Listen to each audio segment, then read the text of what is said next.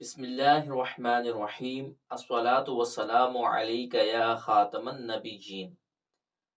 الحمدللہ عز وجل۔ آج ہم حرف مشبہ بالفعل کو حرف مشبہ بالفعل کہنے کی وجہ سمجھنے کی سعادت حاصل کریں گے۔ حروف مشبہ بالفعل کے اندر 6 حروف آتے ہیں: انا، انا، کانا، لکنہ، لیتا اور لعلہ۔ ان 6 حروفوں کو حروف مشبہ بالفعل یعنی وہ حروف کے جن کو فعل کے ساتھ تشبیہ دی گئی ہے کیوں کہتے ہیں؟ کیونکہ یہ فعل لفظاً بھی اور معنن بھی فعل سے مشابہت رکھتے ہیں، یہ فعل کی طرح ہوتے ہیں۔ اسی مشابہت کی وجہ سے ان کو حروف مشبہ بالفعل کہتے ہیں۔ مشابہت کی مختلف جہتیں ہیں۔ نمبر 1، تعداد حروف میں یہ حروف فعل کے ساتھ مشابہت رکھتے ہیں، یعنی جس طریقے سے فعل 3 حرفی ہوتا ہے یا 3 حرفی سے زائد ہوتا ہے، اسی طریقے سے یہ حروف بھی 3 حرفی ہوتے ہیں اور 3 حرفی سے زائد ہوتے ہیں۔ مثلا ضربہ،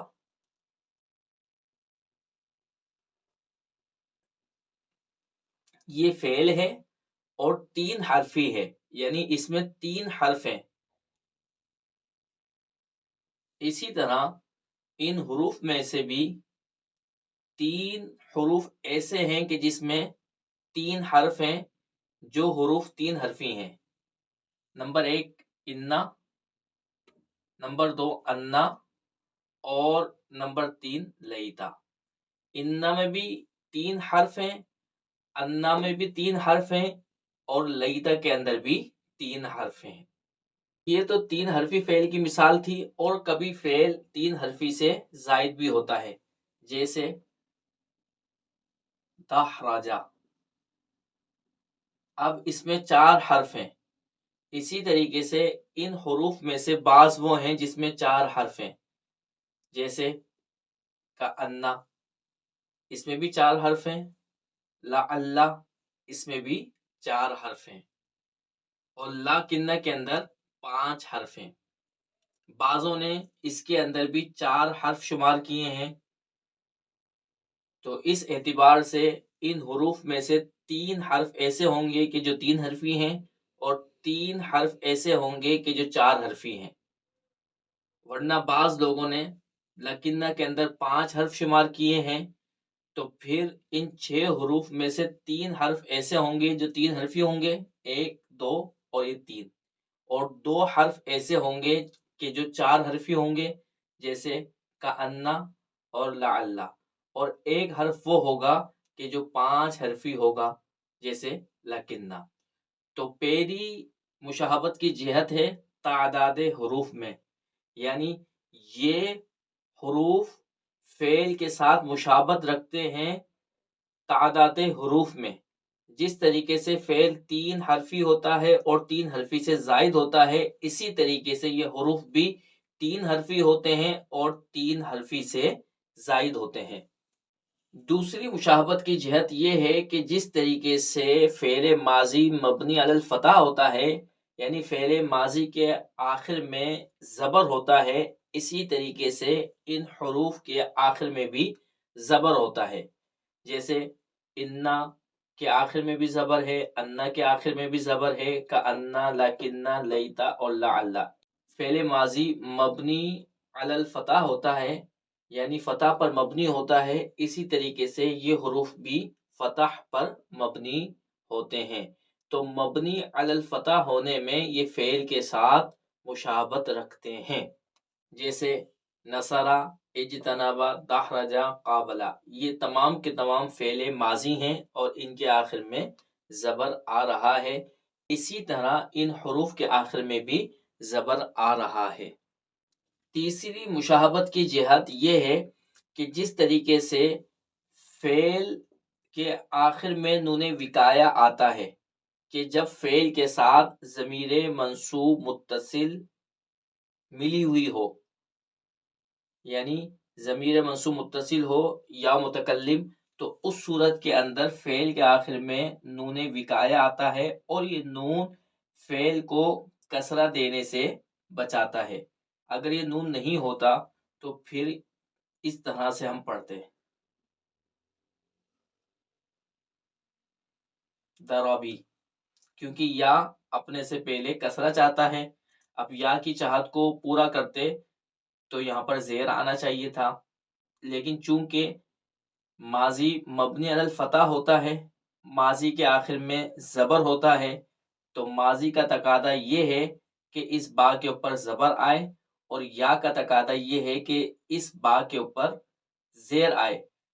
تو ان دونوں کے تقاضے کو پورا کرتے ہوئے ہم ان دونوں کے درمیان میں نون وقایہ لے کر آ گئے. اس نون نے فعل کے آخر کو کسرہ سے بچا لیا. اگر یہ نون نہیں ہوتا تو ہم یا کی چاہت پوری کرتے اور اس طرح سے لکھتے. جب اس طرح سے لکھتے تو فعل کے آخر میں کسرہ آ جاتا، لہذا نون وقایہ نے فعل کو کسرہ سے بچایا، اس وجہ سے اس کو نون وقایہ کہتے ہیں. تو جس طرح یہاں پر فعل کے ساتھ نون وقایہ متصل ہے، اسی طریقے سے حرف مشبہ بالفعل کے ساتھ جب ضمیر منصوب متصل آتی ہے یا متکلم کی، اس وقت بھی حرف مشبہ بالفعل کے ساتھ نون وقایہ متصل ہوتا ہے. تو نون وقایہ کے متصل ہونے میں حروف مشبہ بالفعل فعل کے ساتھ مشابہت رکھتے ہیں. مشابہت کی چوتھی جہت یہ ہے کہ جس طریقے سے فعل متعدی دو اسموں پر داخل ہوتا ہے، ایک کو رفع دیتا ہے اور دوسرے کو نصب دیتا ہے، اسی طریقے سے یہ حروف بھی دو اسموں پر داخل ہوتے ہیں، ایک کو نصب دیتے ہیں اور دوسرے کو رفع دیتے ہیں. یہ فعل متعدی ہے، اس نے زید جو اسم تھا یہ اس کا فاعل بن رہا ہے، اس کو اس نے رفع دیا، اور خالدن مفعول بھی بن رہا ہے، ضربہ نے اس کو نصب دیا. تو فعل متعدی دو اسموں پر داخل ہوا. اسی طریقے سے جس طریقے سے یہ فعل دو اسموں پر داخل ہوا، حرف مشبہ بالفعل بھی دو اسموں پر داخل ہوتے ہیں. پہلے اسم کو نصب دیتے ہیں اور دوسرے اسم کو رفع دیتے ہیں. یہاں پر کوئی سوال کر سکتا ہے کہ جب حروف مشبہ بالفعل فعل کے ساتھ مشابہت رکھتے ہیں تو فعل تو پہلے اسم کو رفع دیتا ہے، یہ اپنے پہلے اسم کو نصب کیوں دیتے ہیں، دوسرے کو رفع دیتے ہیں، جبکہ فعل تو پہلے کو رفع دیتا ہے اور دوسرے کو نصب دیتا ہے. تو علماء کرام نے اس کا جواب یہ دیا ہے کہ اگر انا بھی پہلے اسم کو رفع دیتا اور دوسرے کو نصب دیتا، یعنی اگر یہ یوں لکھا جاتا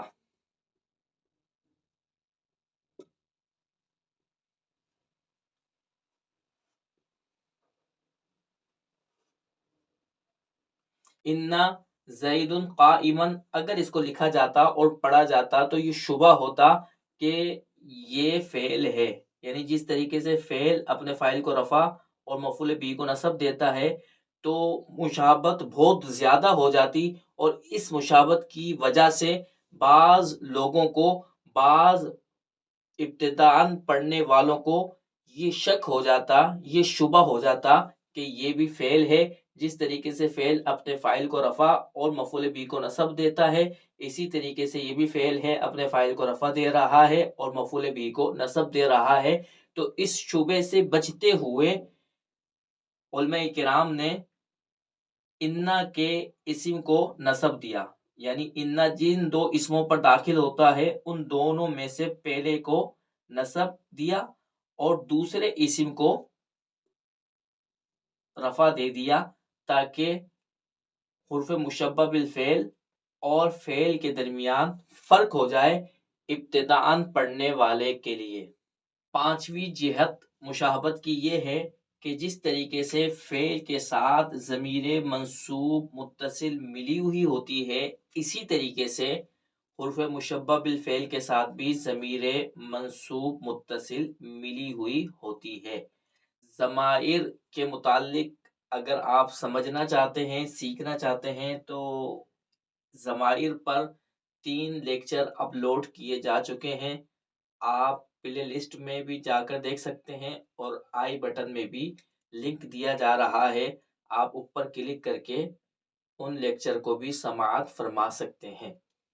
چھٹی جہت مشابہت کی یہ ہے کہ حرف مشبہ بالفعل معنن فعل کے ساتھ مشابہت رکھتا ہے، یعنی فعل والا معنی دیتا ہے۔ مثلا اگر مجھے زید کے کھڑے ہونے کو پختگی کے ساتھ بیان کرنا ہے تو میں اس کو یوں کہوں گا، حققت قیام زید، میں زید کے کھڑے ہونے کو پختہ کر رہا ہوں، یعنی پختگی کے ساتھ، یقین کے ساتھ کہہ رہا ہوں کہ زید کھڑا ہے۔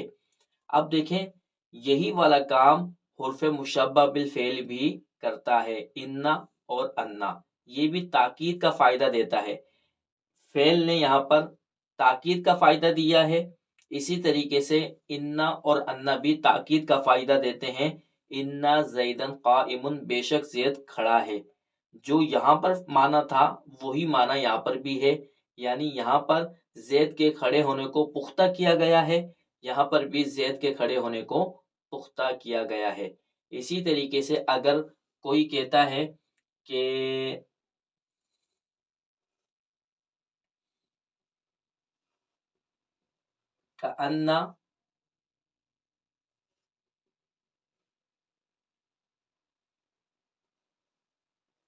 کأن الاستاذ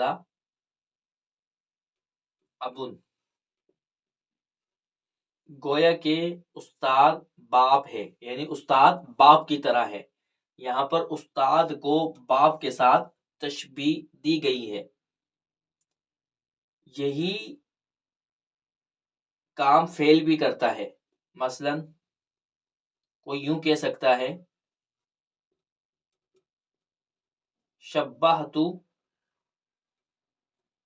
الاستاذ بالابی، یعنی میں نے استاد کو باپ کے ساتھ تشبیہ دی، یعنی یہ بات بیان کر رہا ہوں کہ استاد باپ کی طرح ہے۔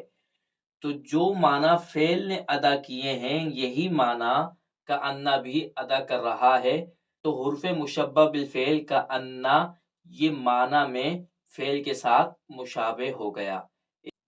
اسی طریقے سے لکنہ یہ استدراک کے لیے آتا ہے، لیتا یہ تمنا کے لیے آتا ہے، اور لعل یہ امید کے لیے آتا ہے، یہ بھی فعل کا معنی دیتے ہیں۔